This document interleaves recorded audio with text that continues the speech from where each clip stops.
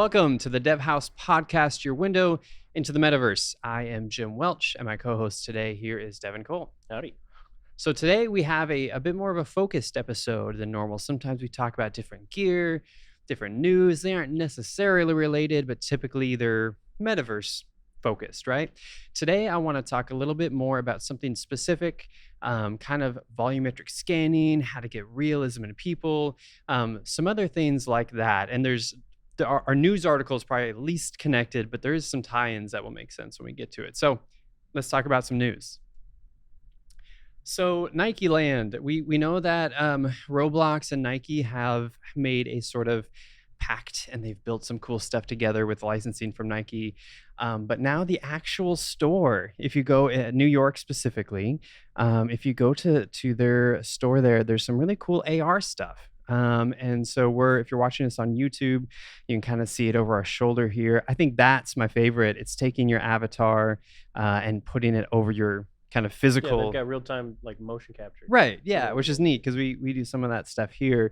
And that's kind of some of the tie-in that we'll be talking about today is like, how do you get yourself as a person kind of into the metaverse, so to speak? But a lot of these things are sort of like AR that we've seen for a while, but kind of integrated more in that physical meets virtual, which I think is really part of like the cell of kind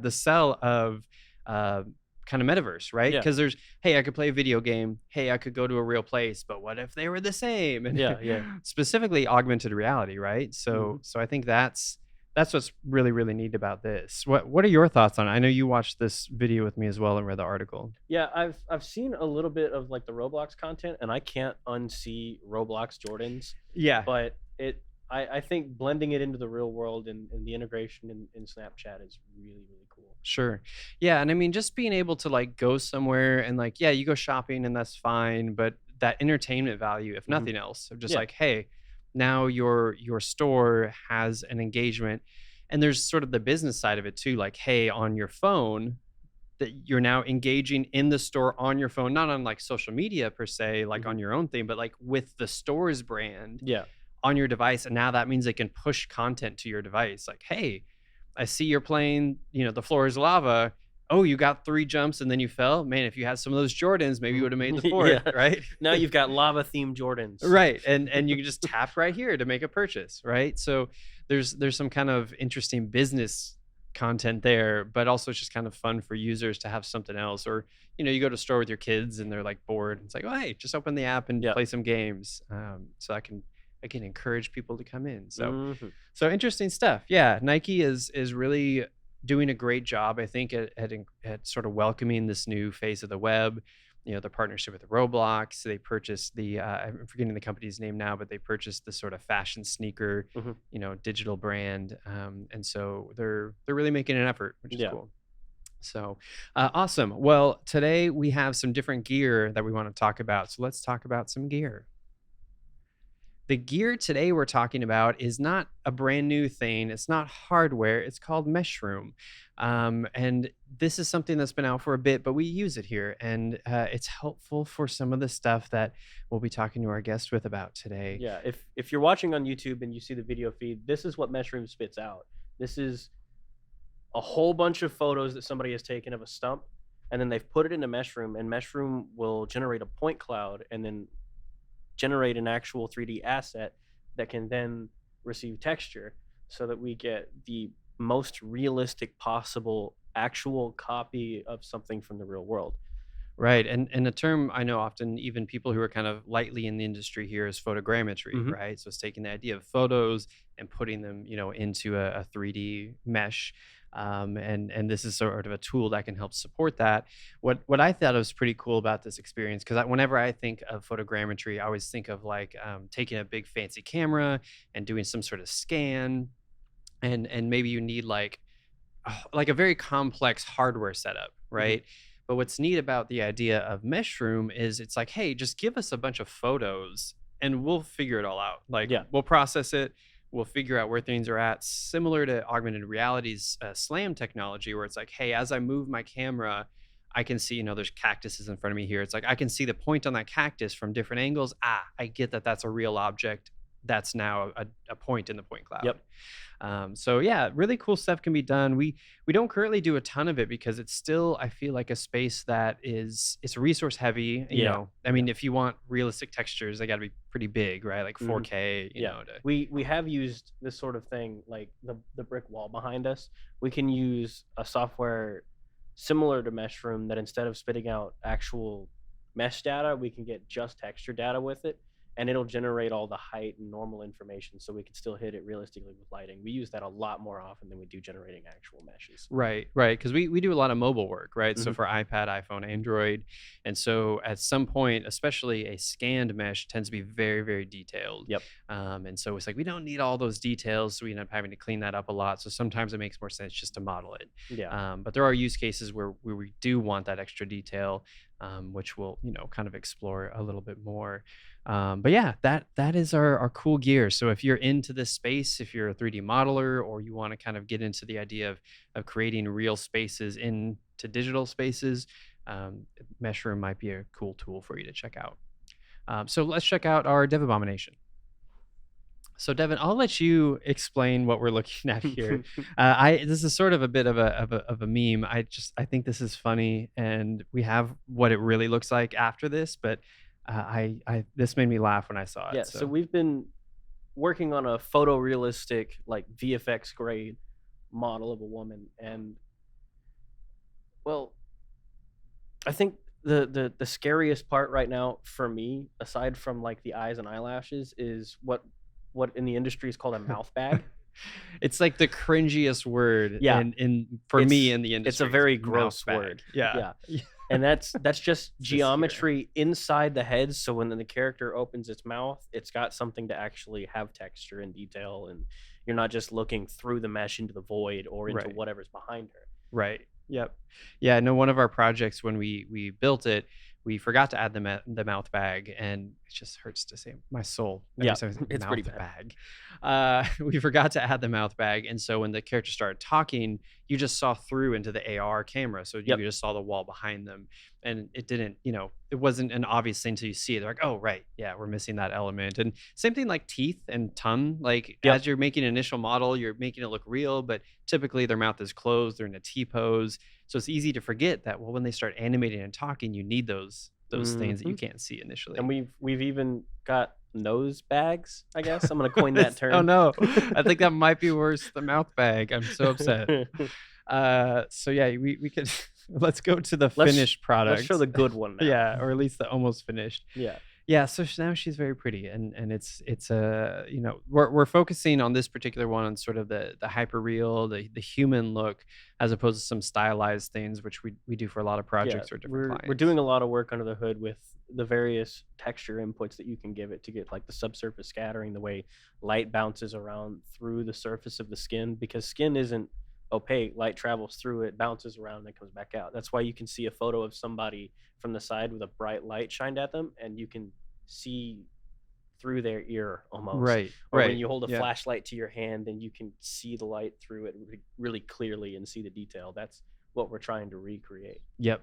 Yeah. So a lot of it, I mean, you can make the shape just right, but the texture, and on some objects like a hard surface, like a table made of wood, it's a little simpler, or a lot simpler, because it's just like, cool, I'll slap a wood texture on it, add some gloss maybe if there was a sheen painted on. But yeah, organic stuff is a lot more complicated to get that super real look. This makes a lot of a difference. When we were looking at the mesh of the character before we put this level of detail into the textures, at first I was like, this doesn't look like the person we're trying to match. It's kind of strange. And now that I've seen this, I'm like, okay, that's her. Right. It looks proper. Yeah. So it's been a fun project. So we have, I think this was like a rendering we spit out today, and it was like a 10% of fully, processed. So there's even it still some has things, grain in it. It's got noise. Yeah. And there's some things like strands of hair have some noise, and there's some things that are subtle that we notice, but overall, these are kind of things that are really neat. Shout out to Dylan for that hair though. Yes. That's because we're using techniques that Disney used for their hair simulation. Right. Yeah. We didn't just grab a hair cap and slap it on. Like, this is crafted. These are Dylan individual strands that we have groomed. You actually can comb this hair in the 3D software. That's great. That sounds wonderful. in the metaverse you can Yeah, in have the a doll metaverse, that comb you your own hair.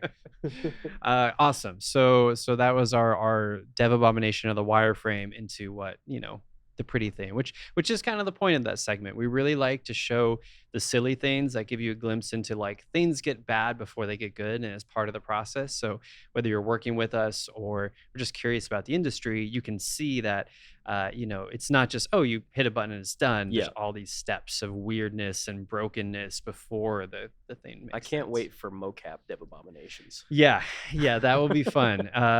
Hopefully we saved some of them before we clean them up. I think we have a few more cleanups from Yeah, the last session, yeah. so we should save some weirdness there. It's cool. Without further ado, I want to bring on our guest today. Again, in line with what we do, I'll let him talk about all the cool volumetric scanning stuff he does. But welcome to Rafael. I know Liam should. There he is. Hey, welcome. Hopefully you can hear us okay, and we would love to hear from your mouth kind of what you do and what your specialty is and what we're going to be talking about today.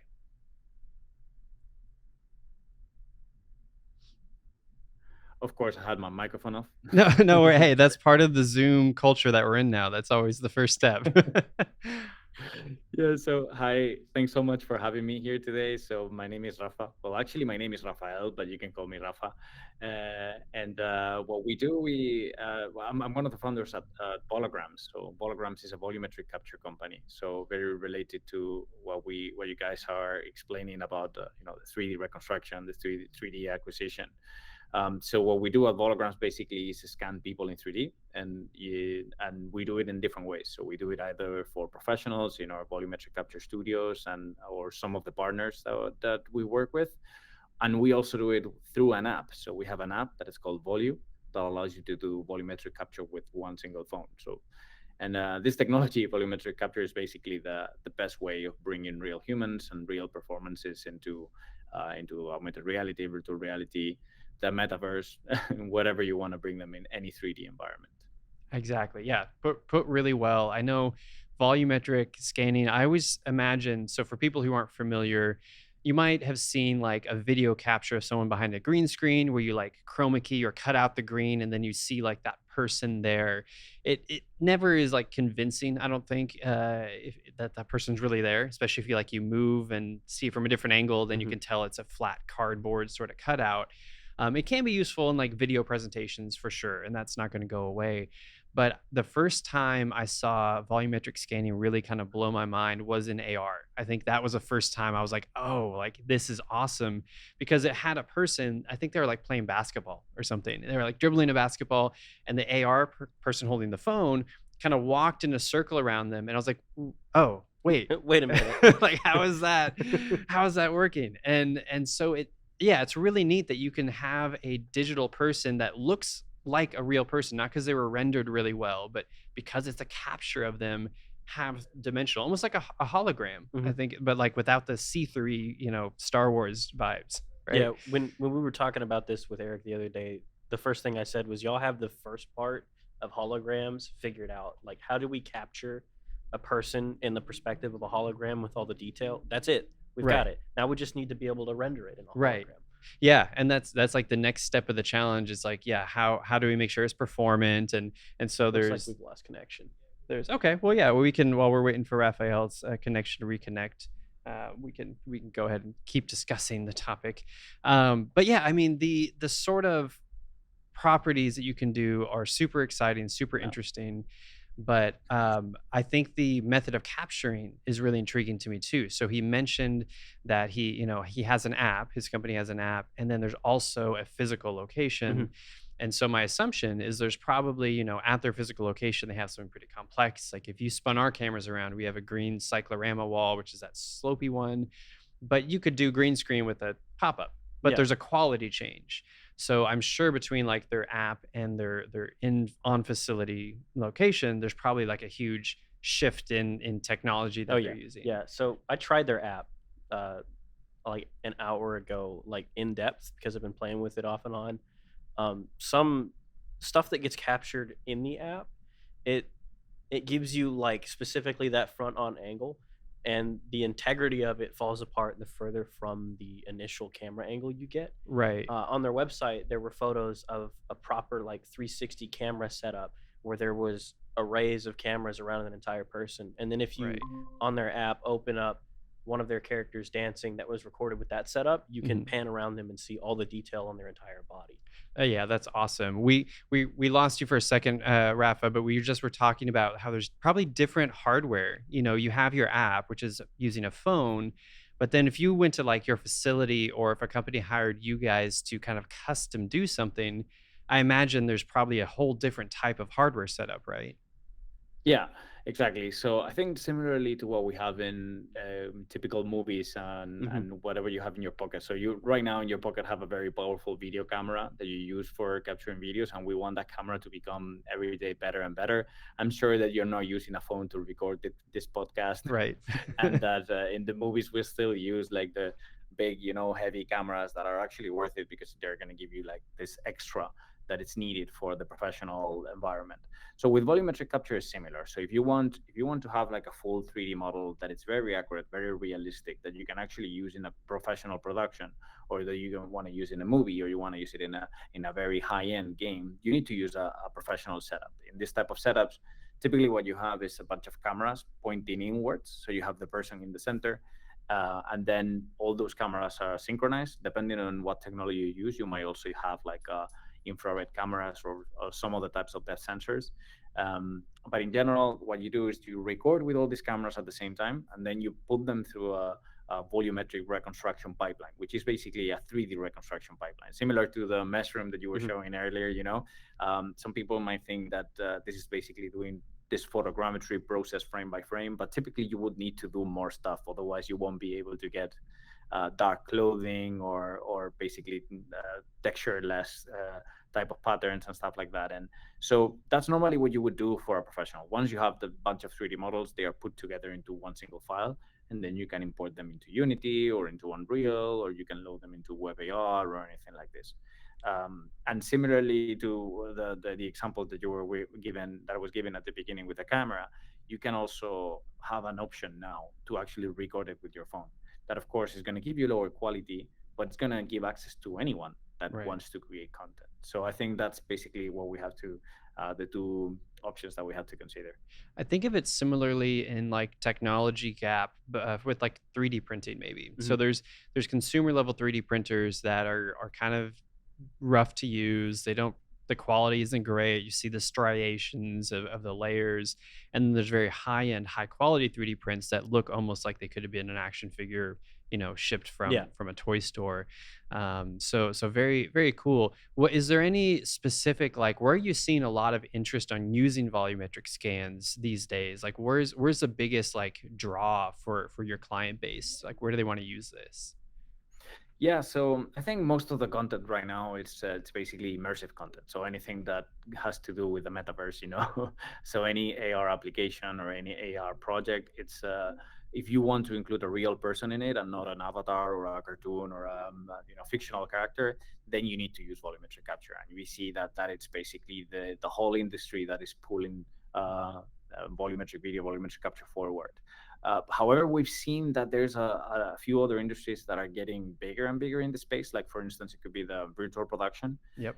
With this Mandalorian type of LED screens, you need actually they are run using Unreal Engine, and then you Mhm. need a bunch of assets that you have to put there. They have to be 3D assets. So you Right. also need a 3D representation of the actors if you want to put some actors in the background. Yeah. Sure. We've seen a lot of projects done in fashion, and you were talking about the Nike Land. So there's Balenciaga did like a really big project with volumetric capture, recording the whole collection. We have recently done one with Hugo Boss. So all these brands are actually now starting to digitalize all the not only the clothing and the apparel, but also the models, also the looks. And we think that the fashion industry is actually going to be one of the drivers of the adoption of this type of technology. And also, as you're seeing, all of these brands are getting some kind of a metaverse play. So we'll continue to see more different options there. Right. Yeah, no, I definitely agree that fashion is sort of a forerunner, and I think it's the new kind of web 3.0 world is spatializing everything on the web, and 3D models are a necessary part of that. And so while, we could work with somebody like let's say Home Depot called us up and said, "Hey, we want all of our products to be represented as 3D models. We could hand model those, but anything small enough to fit in a capture environment, it might make a lot more sense just to volumetrically capture it, maybe do a cleanup pass depending on the platform.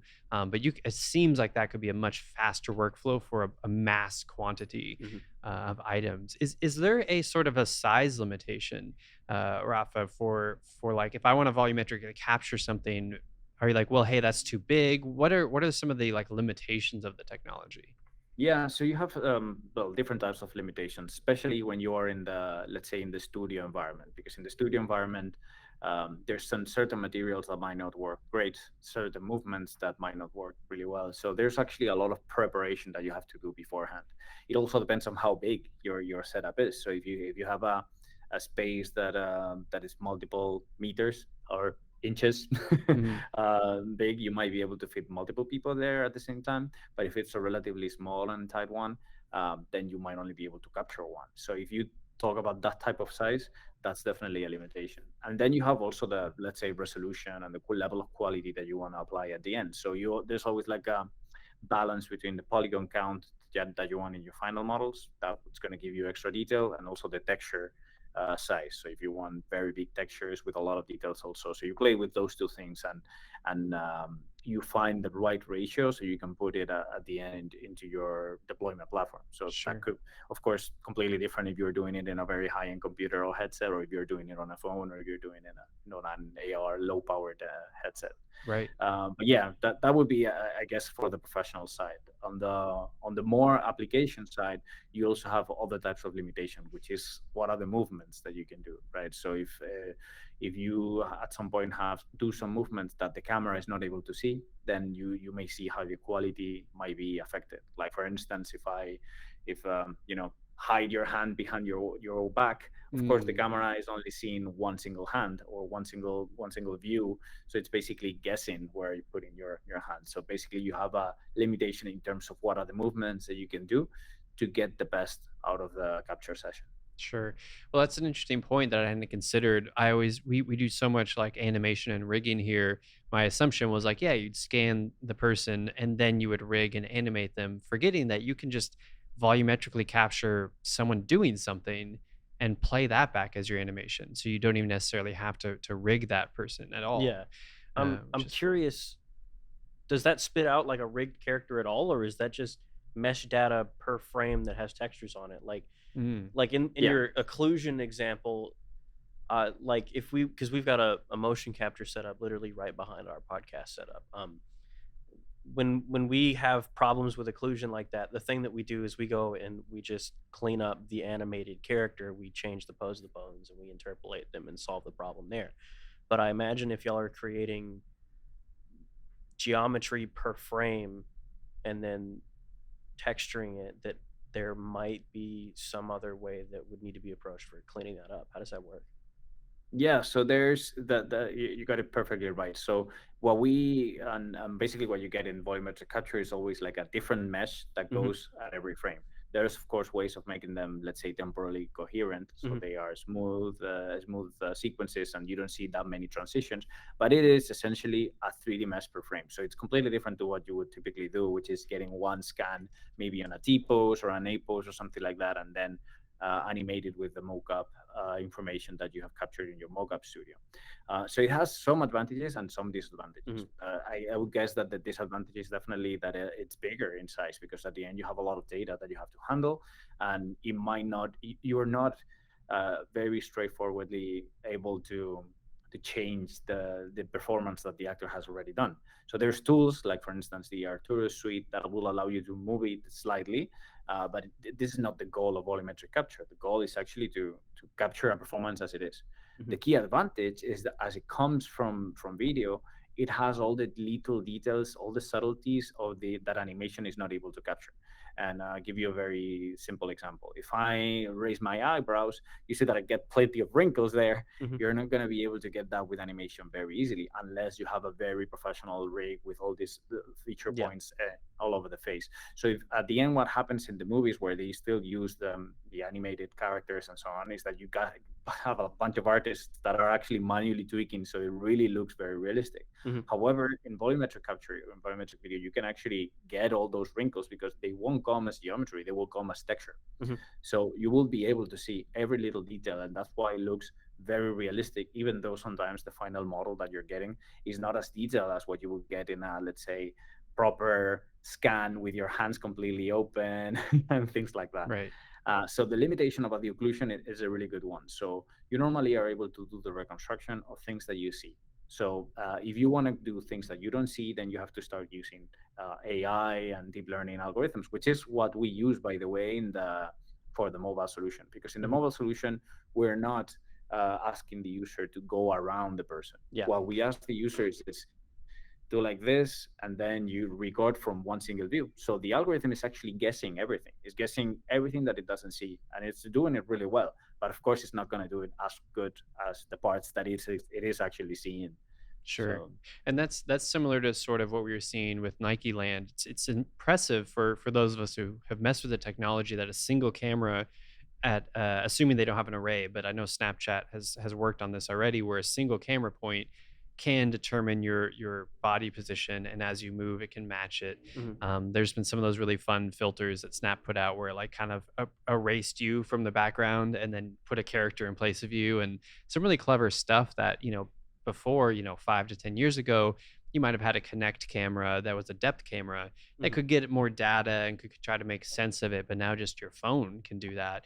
And I'm really hoping like a generation or two from now, your phone is depth, like more depth data. I mean, I guess the LiDAR Yeah, the stuff, new iPhones have LiDAR. right. Yeah. So I guess we're there. We're just, I don't personally have one There's yet. no application use yet. Yeah. And that's the thing too with hardware. It's like you always need people. And that's kind of why the Connect died, which is so sad because the hardware is beautiful and it works great. But there just wasn't enough software application that made sense, a Raft video game or something. And I think that's going to be true with volumetric scanning. It's like the technology is beautiful and amazing and has so much potential. So we need to tell people about this, and developers need to build things, and clients need to want things that require it. Mhm. And I think we're going to see that. I mean, we're with this kind of metaverse push. I think it makes perfect sense, but I think we have to kind of keep advocating for these cool technologies to get their time in the sun. Yeah, It, I couldn't agree more with you. I mean, I think that the let's say I've been seeing how this field, the whole volumetric capture field, has been growing in the last few years, and it came from like 5 or 6 studios worldwide to more than 40 right now. And we also see how there's more demand. Like all brands now want to do this type of things because they actually want to bring real people into the metaverse, right? right. And the way we see right now that that all the content that we see in the metaverse is basically based in avatars, which I Mhm. guess it's good because they're versatile. You can reanimate them. You can do whatever you want with them. However, in my view of how the metaverse will be, there will also be like real memories, real people. I mean, if you want to Mm, record something and re-experience it, you will probably want to see how it was and not an avatar of that. We will want to see how a basketball game happened and not a Not a NBA recreation. 2K Yeah. right. game happening. Sorry, did you say something? Yeah, it's recording versus recreation, and we're Yeah, we're exactly. recreating experiences all the time as clients ask us to. And the hardest part is that we're skimming through old footage of things that are grainy and don't have any detail, and we have to guess what happened in these recordings from a long time ago. But if we volumetrically scanned the entire setting as it happened, we'd get all that detail.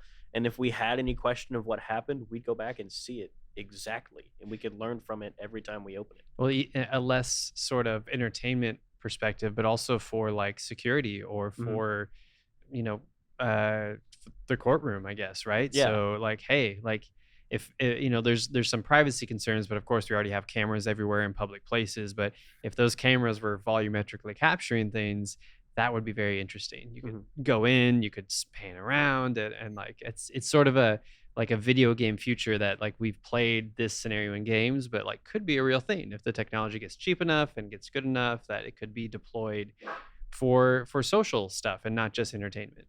Gotcha. So yeah. Yeah. Well, this has been super super interesting, Rafa. I appreciate the time. So you have an app. What is the app's name so people can go download it? It's called Volue by Volograms. So you either search for the name of the app, or you can search for the name of our company, and you'll be able to find it. For now, it's only in iOS, but it will be very soon in Android too. You can start playing and creating your own volumetric capture. That's awesome. So we'll link it as well in the description with the podcast. And then, is there any, if someone wants to talk to you or someone on your team, is there like a social media handle or an email or a best way to kind of like connect with you guys if they want to reach out? Definitely. So all our social media handles are basically at Volograms. So you can always reach us there. You can find me on LinkedIn. I'm Rafael Pagés, or Pages. I guess that's how you would read it in English. Sure. Yeah. I'm happy to connect with anyone, and I'm also on Twitter, so you can search for me, and I'll be happy to show you how it works, or some applications that we've been working on to bring this technology to as many people as possible. That's wonderful. Yeah. We'll link all of that in the description as well. And really appreciate your time coming on. And we had some technical difficulties today. So I appreciate your patience working through that with us. No worries at all. So great. Well, hope you have a wonderful day, and we will talk soon. Take care. Thank you very much for having me. Absolutely. So, Devin, I think this was a fun episode for me because while I know what volumetric scanning is and I know the technologies, it's not my forte. Yeah. I'm a programmer, musician, and business owner, so I know those spaces very well. The art side I know well enough to direct, but the technical stuff is kind of new to me. Was there anything new that you learned today, or any takeaways that you found very like worth repeating? I've got one massive question still unanswered, and that Okay. is, how accessible is it? Because in the explanation he gave of it spitting out a mesh per frame, I assume because it's mesh per frame, it would need a texture per Per frame. frame. Yeah. So I What's think it that? would. Yeah. what's that file format? Right. Like, I can't. I don't think FBX lets that happen, because an FBX is just an array of points, Hmm. and if you delete those points and create new ones each frame, I don't think you can store that. In my mind, I was already thinking about implementing this, and I was like, so we could write a script that just we make an array of every FBX and we just cycle through them. Just load this one, load this one. Yeah, load this one, load this one. that was the next step. Was if it's a 3D model file per frame, because FBX embeds animation, but that doesn't count as animation No, anymore. yeah, I when don't you're think it would be. So, creating new meshes. well, I think we'll have to have a follow-up discussion Right. with them to get into the technical know-how of the space for anyone who's deep into it. But yeah, it's interesting to think how you implement it, and maybe they have tools of like it is a weird special format, and they build it for Unity and Yeah, Unreal. their and, website does show an SDK for Unity and Unreal. so that it's makes like, sense then, right? Yeah, how do because I- we could take every FBX and load one per frame with its own dedicated texture, but it would just not be a smart way to do yeah, it. and then we'd have a 20 gigabyte phone app. Right. Yeah. So presumably their SDK is like, hey, give me this special unique Yeah, which format. at put that stuff their app shows the size of the Vologram, Mm-hmm. and so far they're less than 100 meg. That's awesome. Yeah. So it's That's like, pretty how do they- impressive. Yeah. What is they're compressing the mesh and the textures? What's going on there? But ultimately, I want to know how to put that in VR chat, because I Right, can make a yeah. VR chat world with like characters dancing, or like things that I made in the real world, and be like, hey, here's this person dancing in this outfit I made. Yeah. And until you see it, I don't think people will realize, if they haven't seen it, the realism difference Yeah. between like a recreated person who's done in a realistic style versus an actual volumetric scan. The subtleties make a huge difference. You just, Yeah. if you, depending on the lighting and everything, you can be very convinced that that's a real person standing there with a volumetric scan.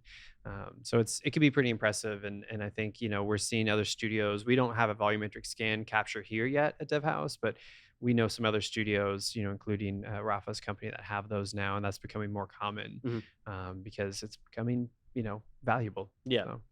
So cool. All right. Well, that is our episode today on volumetric scanning and some other cool 3D mesh stuff. So very art heavy episode today. So that's fun. So until next time, we are Devhouse Podcast, your window into the metaverse. Like, subscribe, all that good stuff. Take care. We'll see you next time.